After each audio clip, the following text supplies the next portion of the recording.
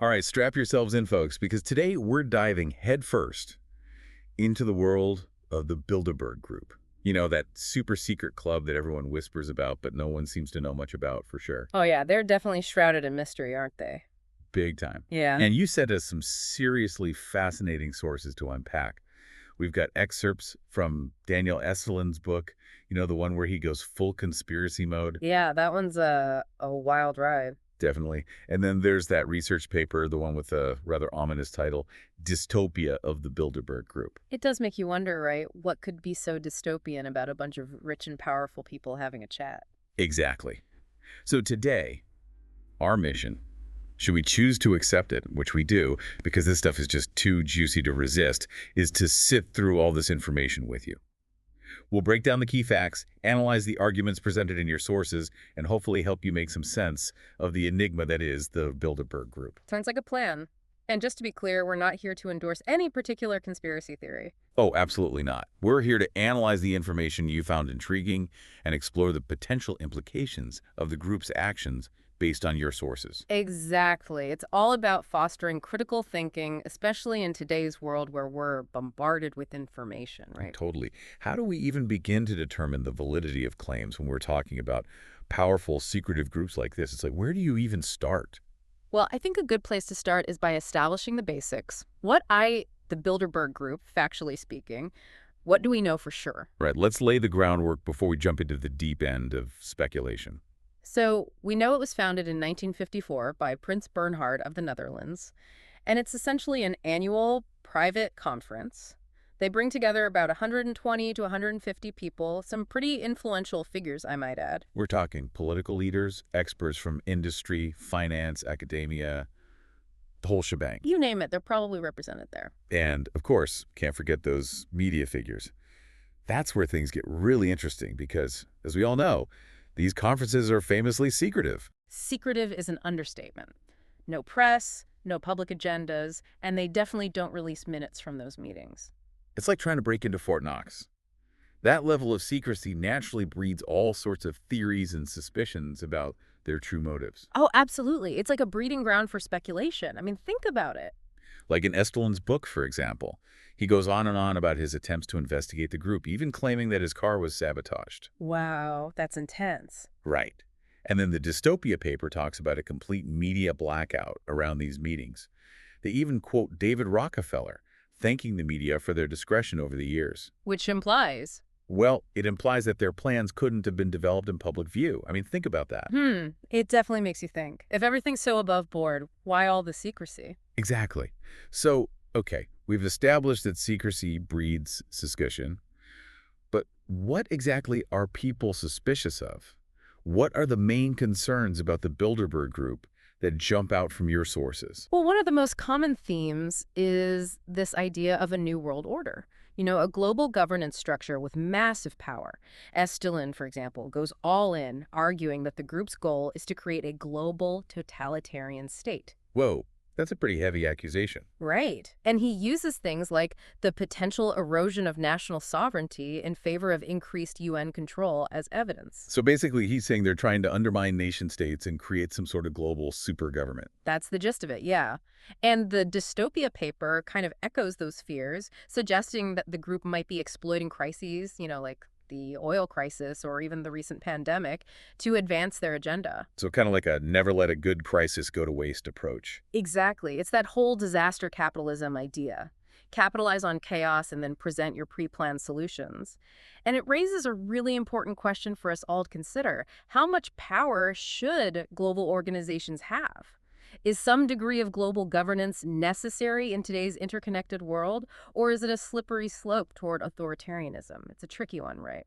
It really is. It's all about finding that balance. Now, another theme that pops up in both your sources is economic control. Oh, yeah, that's a big one. Estelin dives deep into this, right? He talks about how the Bilderberg Group allegedly influences economic policies, central banking, even manipulates things like the Falklands War for their own financial gain. He paints a pretty bleak picture. He does. And both sources suggest they're aiming to eliminate cash completely and move to a global digital currency, potentially going as far as microchips implanted under the skin. Microchips. Now that sounds like something straight out of a science fiction film. I know, right? But think about it. A world without physical money. No more crumpled bills in your pocket, that's for sure. Exactly. It's pretty mind-blowing to consider. What are the pros and cons? I mean, on the one hand, it could potentially reduce crime and make transactions more efficient. True, but on the other hand, total surveillance. Yeah, that's the scary part. It could give governments and corporations unprecedented control over our financial lives. Every transaction tracked, monitored, and potentially used against us. It's a trade-off that deserves some serious thought, wouldn't you say? Absolutely. Hmm. Another layer to this whole thing is the issue of technological manipulation. Both sources suggest that the Bilderberg Group leverages technology to further their agenda. In what ways? Well, for starters, pushing for internet governance frameworks that favor surveillance. Ah, so more control. Right. And potentially even manipulating social media to influence elections and sow discord. Wow, it's like they're trying to control the narrative from all sides. It's pretty unsettling, and it ties directly into that dystopian future the dystopia paper talks about. A future where a technocratic elite controls everything. They're basically saying the group is using AI and biotechnology for social engineering to create a world where human behavior can be predicted and controlled. It's giving me Minority Report vibes. Not exactly a future I'm looking forward to. It's a scary thought. I mean, how comfortable are you with the idea of AI being used for social control? It's a question we're all going to have to grapple with as technology continues to advance. No doubt about it. And then there's the role of the media in all of this. This is where Estelin really lets loose. He's super critical of what he calls the prostitute press, claiming they're complicit in maintaining secrecy about the Bilderberg Group and manipulating public opinion. He certainly doesn't hold back. Not at all. He accuses them of attending these meetings and then staying silent, essentially becoming part of the supposed conspiracy. Wow. So he's saying they're not just passively observing, they're actively participating in the cover-up. Right. And he points to the lack of critical coverage of the Bilderberg Group in mainstream media as evidence. If it was all harmless, he argues, wouldn't there be more investigative reporting, more scrutiny? That's a good point. I mean, why are we not seeing more coverage of this group? They include some of the most powerful people on the planet. You'd think they'd be constantly in the news. It does make you wonder, right? Absolutely. But okay, before we get too deep into the weeds of speculation, let's get specific. Who are some of the key players associated with the Bilderberg Group mentioned in your sources? Well, David Rockefeller's name comes up a lot, T. Yeah, I was going to say he's kind of a central figure in all this, isn't he? He's portrayed as a driving force behind the group's agenda. Which makes sense, considering his history and influence. Mm-hmm. And then there's Henry Kissinger, another name that pops up frequently. Oh, yeah, he's depicted as a major power player, maybe even pulling some strings behind the scenes. And of course, there's a whole cast of other characters mentioned. Politicians, royalty, CEOs, media moguls. It's like a who's who of the global elite, which it just adds to the intrigue and controversy. Absolutely. But before we go full conspiracy mode, it's important to remember that many of the things Estelin claims are presented as fact, when in reality they're based on allegations and speculation. Right. We need to be cautious and remember that we're dealing with a lot of unverified information here. Exactly. So as we continue this deep dive, it's crucial to approach everything with a critical eye. What evidence is there to support these claims? What are the potential biases of our sources? Are there alternative interpretations?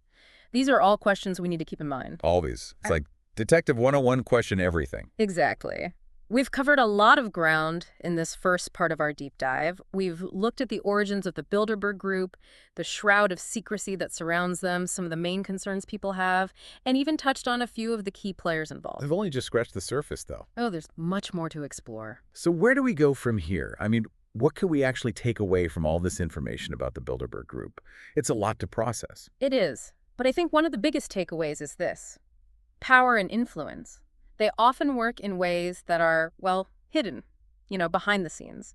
Whether you buy into the whole conspiracy theory thing about the Bilderberg Group or not, it's clear that powerful people and networks exist, and they can and do shape global events. That's kind of unsettling, to be honest. It really makes you think about transparency and accountability. How can we be sure those in power are acting in everyone's best interests, not just their own? And how do we stop power from being concentrated in the hands of so few? It seems like a daunting task.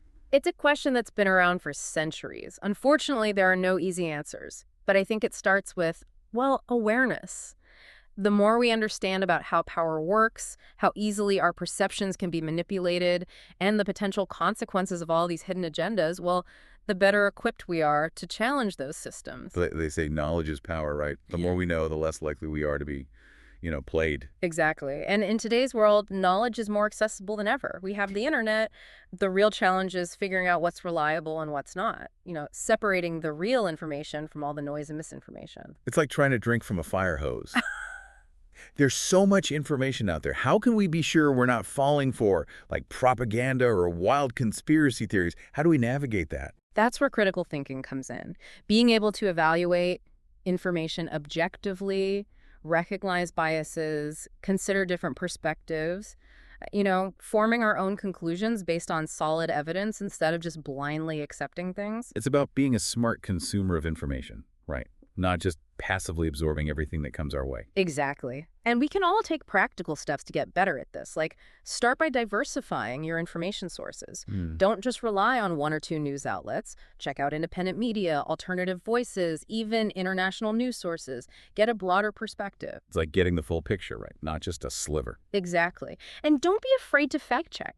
If something sounds fishy or too sensational, take a few minutes to look into it.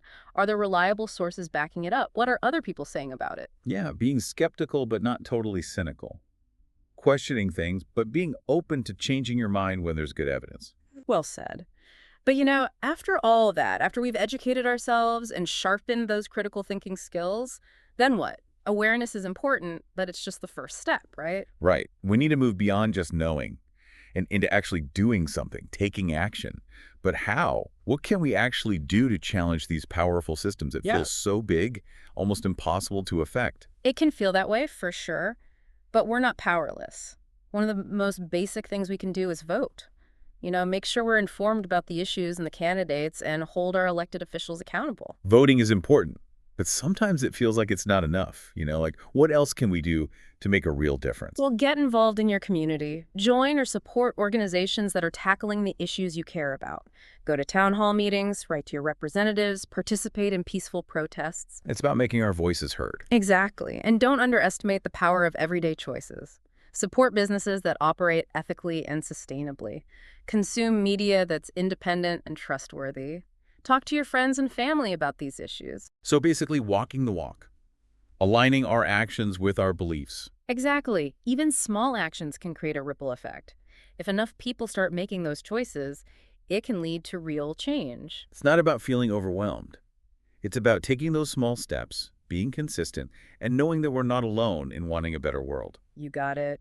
And remember, these power structures, they're not invincible. They're created by humans, which means they can be changed by humans. That's actually really hopeful. We have more agency than we think.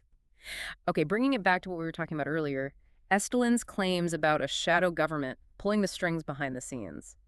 He says the Bilderberg Group is just one part of this network. Can you unpack that a bit more? Sure. Estellin's argument is that the Bilderberg Group is like just one node in a bigger web of powerful groups and people. He links them to organizations like the Council on Foreign Relations, the Trilateral Commission, the World Economic Forum, even institutions like the IMF and the World Bank. So it's like a global network of elites, all interconnected and working together. That's Estellin's take on it.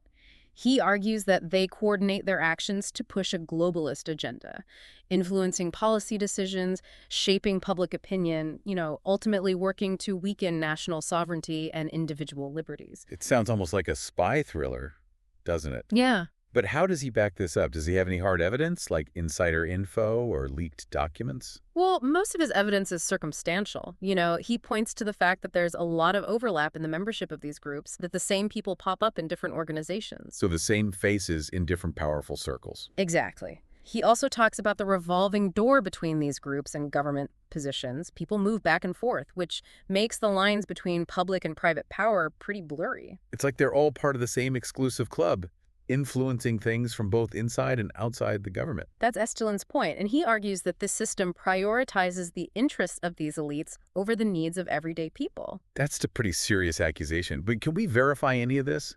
Is there independent evidence for this shadow government idea? To be honest, proving these claims is incredibly hard.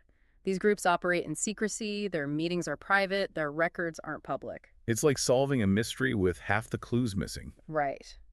Esterlin lays out some interesting connections, but at the end of the day, it's up to each of us to look at the evidence and decide what we believe. It's a good reminder to stay critical, especially when dealing with information about powerful groups. So you mentioned Estelin using the Watergate scandal as an example of the Bilderberg Group's supposed influence. Can you elaborate on that? Sure. Esterlin's theory is that the Watergate scandal was orchestrated by people in the Bilderberg Group and the Council on Foreign Relations to get Richard Nixon out of office. They saw him as a threat. That's a bold claim. What makes him think that? He points to the fact that several key players in the Watergate scandal had ties to those groups, like Henry Kissinger. Remember, he was Nixon's national security advisor and later his Secretary of State. Right. And he was involved with both the Bilderberg Group and the Council on Foreign Relations. Yep.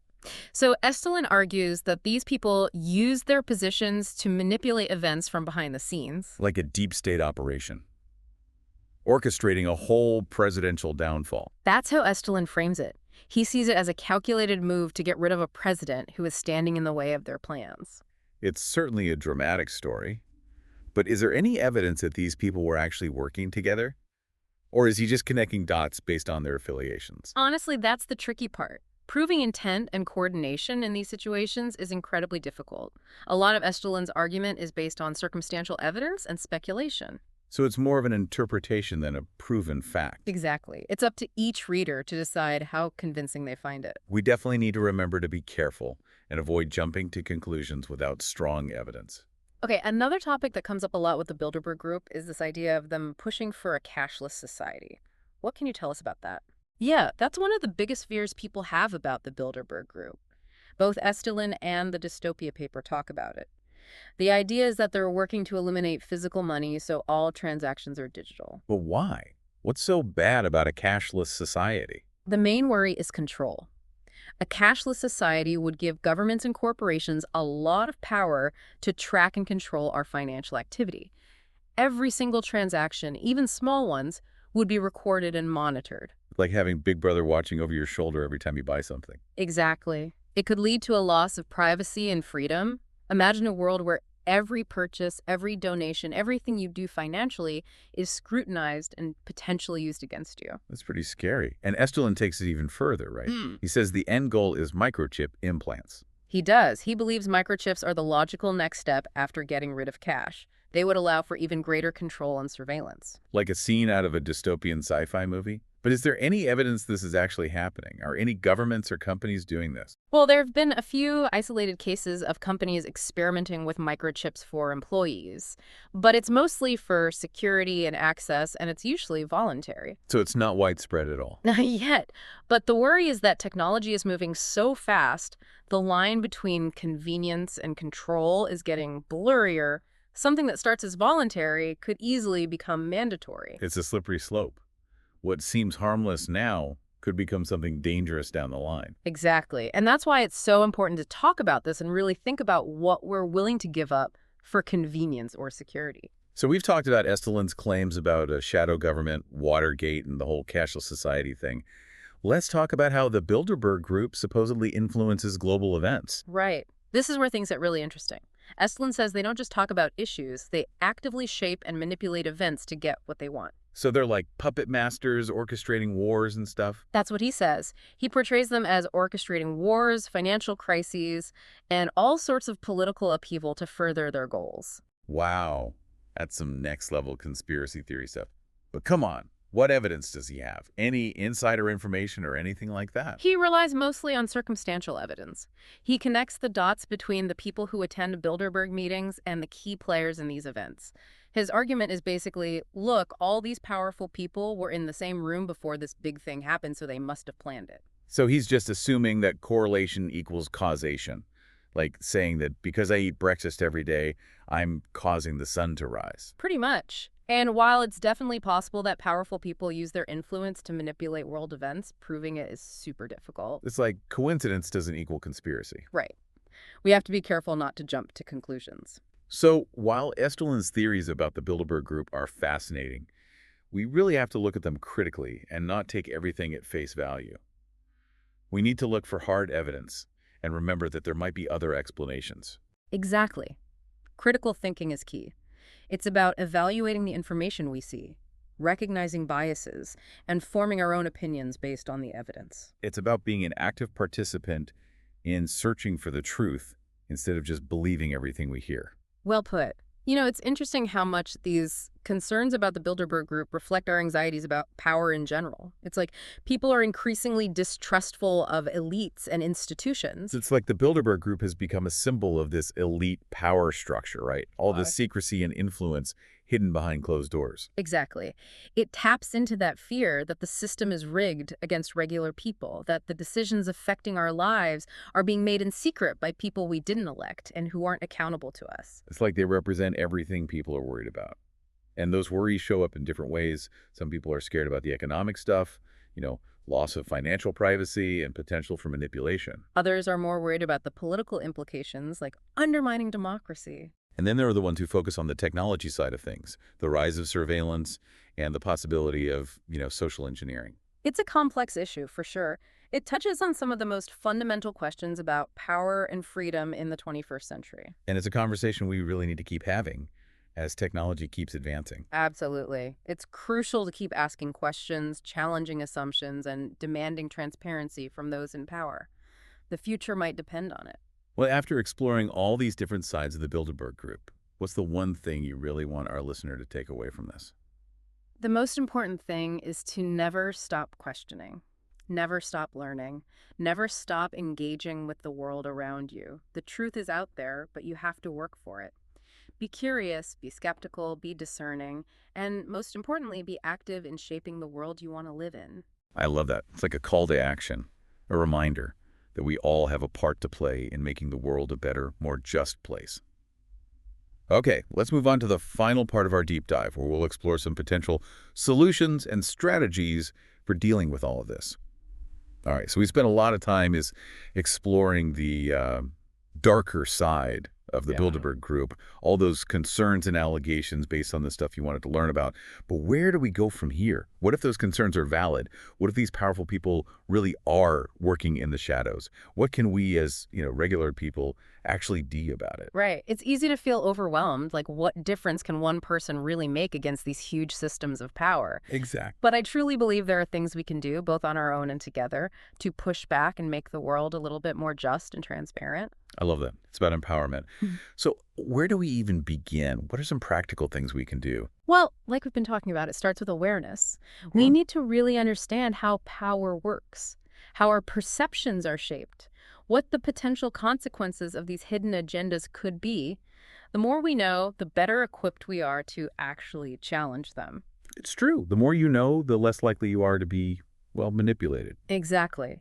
And thankfully, we live in a time where knowledge is more readily available than ever before. Thanks to the internet, we have so much information at our fingertips. The tricky part is sorting through it all and figuring out what's actually reliable. That's the hard part. There's so much information overload.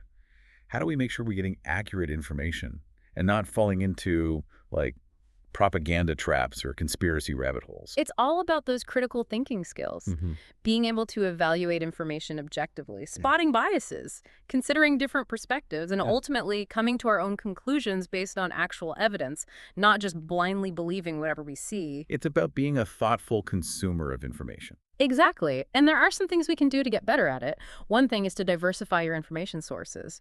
Don't just stick to one or two news outlets. Branch out.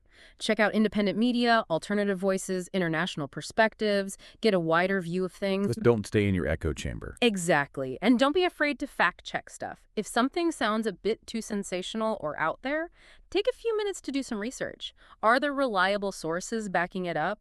Are there other explanations that make more sense? Yeah, be skeptical, but not cynical. Question things, but be open to changing your mind if there's good evidence. Right. But once we've educated ourselves and, sharpened our critical thinking skills, then what? Awareness is a good starting point, but it's not enough. We have to take action. Okay, so what does that look like? What can we actually do to challenge these power structures? It feels so big, almost impossible. I know. But it's not about doing one big thing. It's about all the little things we do consistently. And one of the most basic things is voting. Make sure you're informed about the candidates and the issues. Hold those elected officials accountable. Voting is important, but sometimes it feels like just a drop in the bucket. Yeah. Like, what else can we do to actually make our voices heard? Get involved in your community. Join or support organizations that are working on the issues you care about. Go to town halls, write to your representatives, participate in peaceful protests, make noise. So being engaged citizens. Yes. And our choices matter too, the things we do every day. Support businesses that operate ethically and sustainably. Choose media sources that are independent and reliable. Talk to your friends and family about these issues. It's about like putting your money where your mouth is, Yeah. living your values. Exactly. It's about aligning our actions with our beliefs. And remember, even small actions can have a ripple effect. The more people start making these choices, the more things will change. So it's not about feeling powerless or overwhelmed. It's about those little steps we take consistently and knowing we're not alone. You got it. And it's important to remember these power structures, they're not unbreakable. They're made by humans, which means we can change them. Wow, that's actually really inspiring. It's a reminder that we have more power than we realize. Well, after this deep dive into the world of the Bilderberg Group, what's the most important message you'd like to leave our listeners with? That's a good question. I think the key takeaway is this. Always be questioning, always be learning, always engage with the world around you. Don't just passively accept things. The truth is out there, but sometimes we have to dig a little to find it. So be curious, be skeptical, think critically, and most importantly, be active in shaping the world you want to see. That's great advice. It's a reminder that we all have a role to play in making the world a better place. Thanks so much for taking us on this journey. It's given us a lot to think about and even more to do. And to our listener, thank you for joining us for this deep dive. Remember, there's always more to learn, more to question, and more to explore. And keep digging, keep being curious, and keep pushing for a better world.